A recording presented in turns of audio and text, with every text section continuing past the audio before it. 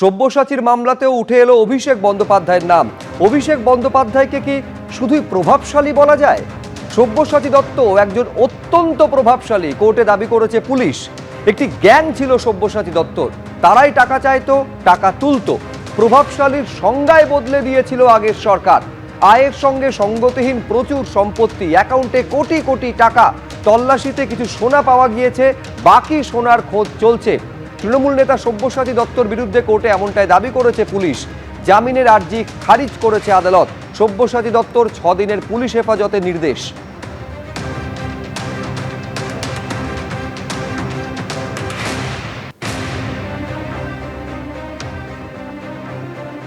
এদিকে সব্যসাচী দত্তর locker flat থেকে 3.5 কেজি সোনার হদিশ মিলেছে। ফ্ল্যাটে তল্লাশি চালিয়ে মিলেছে সোনা কেনার আরও রসিদ। তোলার টাকায় সোনা কিনতেন বিধাননগর পুরসভার প্রাক্তন চেয়ারম্যান বলে পুলিশ সূত্রে দাবি। সব্যসাচী দত্তর কাছ থেকে 3,70,00,000 টাকা পাওয়া গিয়েছে। এফডি নগদ মিলিয়ে প্রায় 4 কোটি টাকা বলে কোর্টে দাবি করেছে পুলিশ।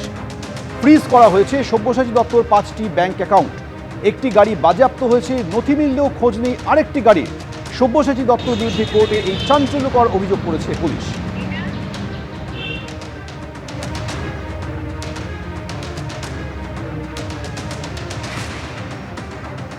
তৃণমূল জমানায় ত্রাণ লুট নিয়ে কড়া ব্যবস্থার হুঁশিয়ারি মুখ্যমন্ত্রীর। ফলতায় আমফানের ত্রাণে ক্ষতিপূরণের টাকা লুট হয়েছে, তালিকা পেয়েছি, ব্যবস্থাও হবে, হুঁশিয়ারি মুখ্যমন্ত্রীর। বাংলা আবাস প্রকল্পেও টাকা চুরি হয়েছে, কে করেছে জানি, ব্যবস্থা হবে, হুঁশিয়ারি মুখ্যমন্ত্রীর।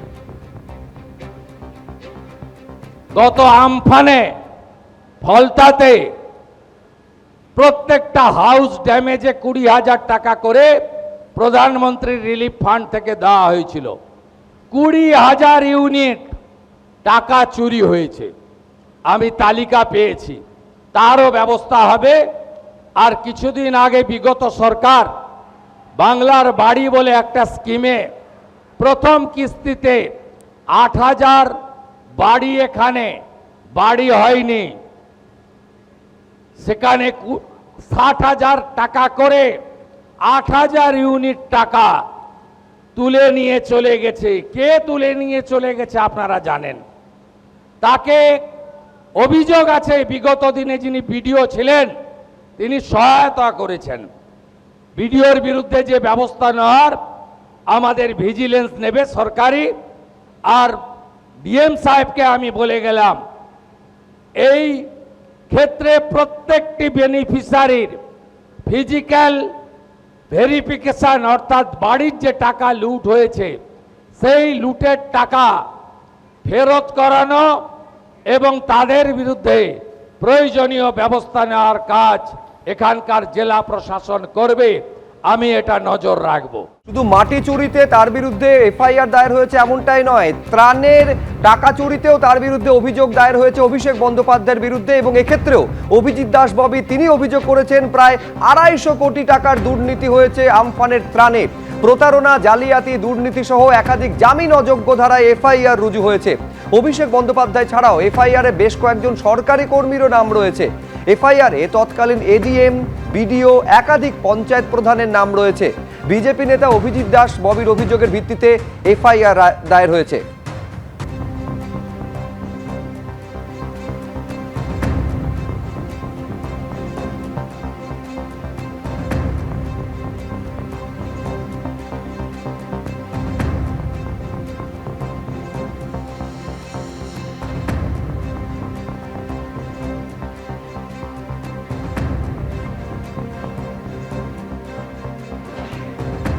কয়লা চুরি, চাকরি চুরির পরে এবার মাটি চুরিতেও অভিযুক্ত অভিষেক বন্দ্যোপাধ্যায়। 300 কোটি টাকার মাটি চুরিতেও নাম জড়িয়ে গিয়েছে অভিষেক বন্দ্যোপাধ্যায়ের। অভিষেক বন্দ্যোপাধ্যায়ের পিএ সুমিত রায়ের বিরুদ্ধে মাটি চুরির অভিযোগে মামলা হয়েছে। 163 বিঘা খাস জমি গায়েব হয়ে গিয়েছে, 300 কোটি টাকার দুর্নীতি হয়েছে বলে অভিযোগ উঠেছে। মাটি লোপাটে 120 ফুট গভীর একটি গর্তের ছবি দিয়ে অভিযোগ করেছেন বিজেপি নেতা অভিজিৎ দাস ববি। অভিষেক বন্দ্যোপাধ্যায় সুমিত রায়ের সঙ্গে দিলীপ মণ্ডলের বিরুদ্ধেও তিনি অভিযোগ দায়ের করেছেন।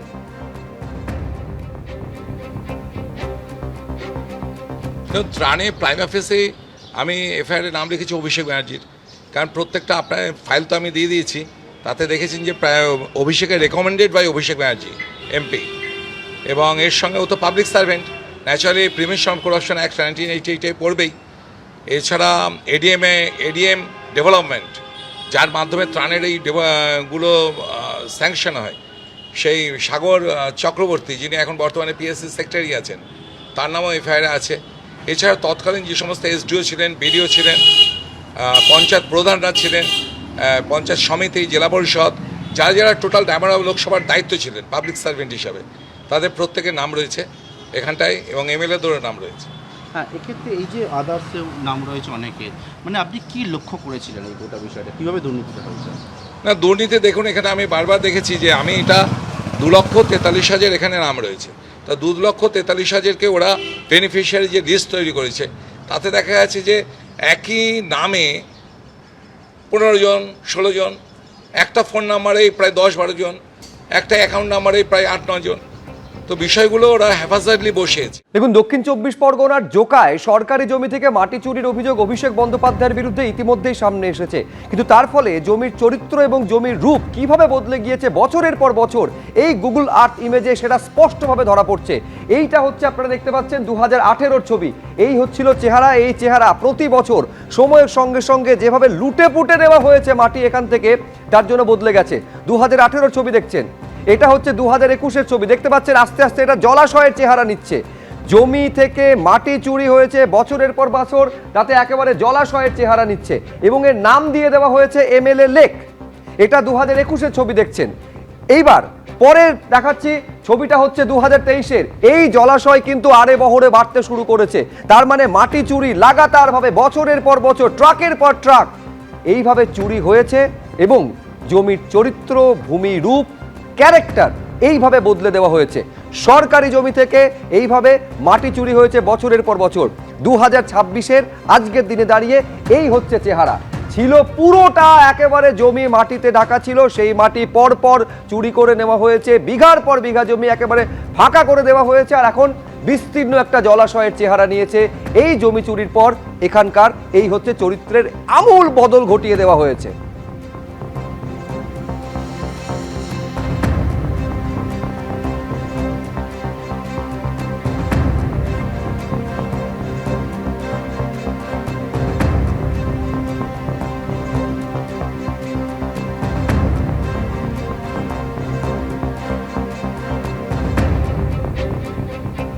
পাশাপাশি আপনাদের সামনে রাখছি যে 2017 থেকে প্রতি বছর কিভাবে এই স্যাটেলাইট ইমেজে দেখা যাচ্ছে জমি চরিত্র বদলে গিয়েছে।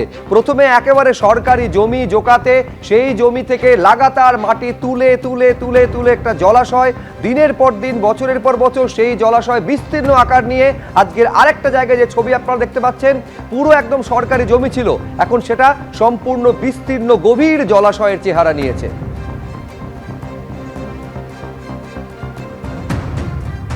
অভিষেক বন্দ্যোপাধ্যায় এবং তার আত্মসহায়ক সুমিত রায় সহ একাধিকের নামে অভিযোগ জমা পড়েছে। এটা হচ্ছে মাটি চুরির অভিযোগ। মাটি চুরির অভিযোগ যে জায়গায়, সেটা হচ্ছে কালীতলা আশুতি থানা এলাকার। এই হচ্ছে সেই জায়গা, যে বিষয়টা স্থানীয়রা বলছেন যে এই যে বিস্তীর্ণ যে বড় একটা জায়গা দেখা যাচ্ছে যেখানে জল জমে রয়েছে, এই এলাকাটা এমএলএ লেক হিসেবে পরিচিত। এই হচ্ছে জায়গা, যে জায়গায় সম্প্রতি বেশ কয়েক বছর ধরে এখান থেকে মাটি তোলার দরুন এই জায়গা সম্পূর্ণভাবে খালি হয়ে গেছে। এবং স্যাটেলাইট ইমেজ যে বিষয় দেখা যাচ্ছে, সেখানে দেখা যাচ্ছে যে আগে যেমন ছিল এখানে জমি ছিল, এবং তার পরবর্তীকালে ধীরে ধীরে এখানে কিন্তু সেই জমি থেকে একেবারে সেখানে জলা জমিতে রূপান্তরিত হচ্ছে। স্থানীয় বাসিন্দারা তারা বলছেন যে তারা এই যে জায়গা রয়েছে, এই জায়গায় তারা দেখেছিলেন যে এখানে হচ্ছে এরকম জমি ছিল, এবং তার পরবর্তীকালে এখান থেকে কিন্তু মাটি তোলা হতে শুরু হয়। এবং যে বিষয় অভিযোগ যে বিভিন্ন বড় বড় যন্ত্র এখানে ব্যবহার করে এই যে জায়গা, এখান থেকে মাটি তোলার পরবর্তীকালে এখানে পুরো জলাভূমিতে পরিণত হয়েছে, বড় একটা বিস্তীর্ণ এলাকা। এখানে যেটা অভিযোগ, প্রায় 300 কোটি টাকা দুর্নীতির অভিযোগ। 300 কোটি টাকার মাটি এখান থেকে তোলা হয়েছে, এবং সেই মাটি পাচার হয়েছে, এবং সেটা সম্পূর্ণ বেআইনিভাবে। এবং ইতিমধ্যে পুলিশ এলাকায় যে অভিযোগ, এবং সেই অভিযোগের পরিপ্রেক্ষিতে এফআইআর রুজু করে শুরু হয়েছে তদন্ত। ক্যামেরা অতনুক কুণ্ডুর পার্থপ্রতিম ঘোষ, এবিপি আনন্দ, দক্ষিণ 24 পরগনা। এবিপি আনন্দ, এগিয়ে থাকে, এগিয়ে রাখে।